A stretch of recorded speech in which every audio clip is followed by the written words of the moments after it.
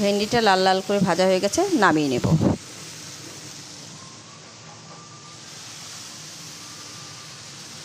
এটাকে আবার গরম জল বসিয়ে জাল দিয়ে নিতে হবে।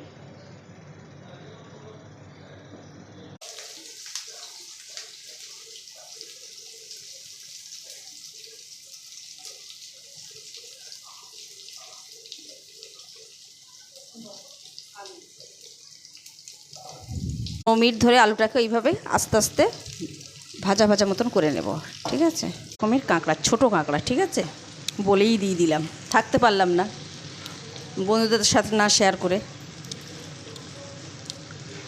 মানে এক রকমের বড় কাঁকড়া হয় আর এক রকমের ছোটো কাঁকড়া।